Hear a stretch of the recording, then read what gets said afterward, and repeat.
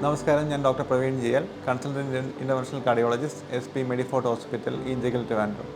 നമുക്കിന്ന് എന്താണ് zero contrast angioplasty അല്ലെങ്കിൽ ലോ കോൺട്രാസ്റ്റ് ആൻജിയോപ്ലാസ്റ്റി എന്ന് നോക്കാം. നമുക്കറിയാം, ഹൃദയത്തിൻ്റെ രക്തധമനികളിൽ ബ്ലോക്ക് കണ്ടുപിടിച്ച് അത് മാറ്റുന്ന ചികിത്സാ രീതിയാണ് ആൻജിയോപ്ലാസ്റ്റി. ഈ ബ്ലോക്ക് അറിയാനും അത് മാറ്റാനും നമുക്ക് രക്തക്കുഴലുകൾക്കുള്ളിലേക്ക് ഡൈ അഥവാ കോൺട്രാസ്റ്റ് ഇഞ്ചെക്ട് ചെയ്യേണ്ടി വരും. സാധാരണ ഒരു രോഗിക്ക്, നോർമലായിട്ടുള്ള കിഡ്നി ഫംഗ്ഷനുള്ള രോഗിക്ക് ഇതൊരു പ്രശ്നമല്ല.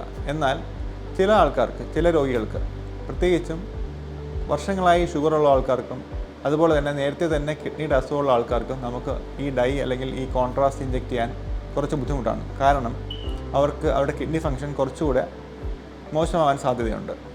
പലപ്പോഴും ഇങ്ങനെ കിഡ്നിയുടെ അസുഖമുള്ള രോഗികൾക്ക് നമുക്ക് നേരിട്ട് ബൈപ്പാസ് സർജറി ചെയ്യേണ്ടി വരാറുണ്ട്. എന്നാൽ ഇന്ന് നമുക്ക് ഇതിനൊരു പോംവഴിയുണ്ട്. അതാണ് സീറോ കോൺട്രാസ്റ്റ് ആൻജിയോപ്ലാസ്റ്റി അല്ലെങ്കിൽ ലോ കോൺട്രാസ്റ്റ് ആൻജിയോപ്ലാസ്റ്റി എന്ന് പറയുന്നത്. എന്നാൽ നമുക്ക് ഇന്ന് ഇത്തരം രോഗികൾക്കുള്ള ആൻജിയോപ്ലാസ്റ്റി ചെയ്യാനുള്ള ഒരു നൂതന മാർഗ്ഗമാണ് ഇൻട്രാവാസ്കുലർ അൾട്രാസൗണ്ട്.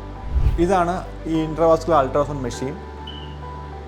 ഇതിനൊരു കത്തീറ്ററുണ്ട്. ഈ കത്തീറ്റർ നമ്മൾ നേരിട്ട് ഹൃദയത്തിൻ്റെ രക്തക്കുഴലിനകത്തേക്ക് കൊണ്ടുപോയിട്ട് ഈ രക്തക്കുഴലിൻ്റെ ഉൾഭാഗം സ്കാൻ ചെയ്ത് നോക്കി, അൾട്രാസൗണ്ട് ഉപയോഗിച്ച് രക്തക്കുഴലിൻ്റെ ഉൾഭാഗം സ്കാൻ ചെയ്ത് നോക്കി കൃത്യമായ രക്തക്കുഴലിൻ്റെ സൈസ് മനസ്സിലാക്കി, അതുപോലെ തന്നെ ഈ ബ്ലോക്ക് എന്തുകൊണ്ടാണ് ഉണ്ടായതെന്ന് മനസ്സിലാക്കി അതിനനുസരിച്ചുള്ള ബലൂൺ ഡയലറ്റേഷൻ ചെയ്ത് സ്റ്റെൻറ്റ് നിക്ഷേപിച്ച് നമുക്ക് രക്തക്കുഴലിൻ്റെ ബ്ലോക്ക് മാറ്റാൻ സാധിക്കും.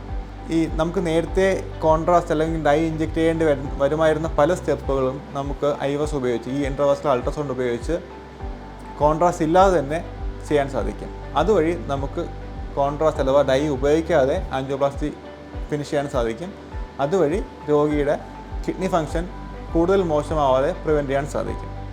അതുപോലെ തന്നെ കുറച്ചുകൂടി കൃത്യതയാർന്ന അല്ലെങ്കിൽ കുറച്ചുകൂടി മികവാർന്ന ആൻജിയോപ്ലാസ്റ്റി ചെയ്യാനും നമുക്ക് ഇതുപോലുള്ള IVS അല്ലെങ്കിൽ OCT പോലുള്ള ഇമേജിംഗ് ഉപയോഗിച്ച് സാധിക്കും.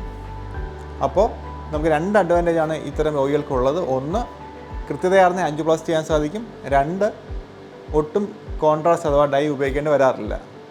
അപ്രകാരം നമുക്ക് മികച്ച രീതിയിലുള്ളതും കൃത്യതയാർന്നതുമായ ആൻജിയോപ്ലാസ്റ്റി ചെയ്ത് ഇവരുടെ ബ്ലോക്ക് മാറ്റി അവരെ ബൈപ്പാസ് ചെയ്യുന്നതിലേക്ക് തള്ളിവിടാതിരിക്കാൻ സാധിക്കും.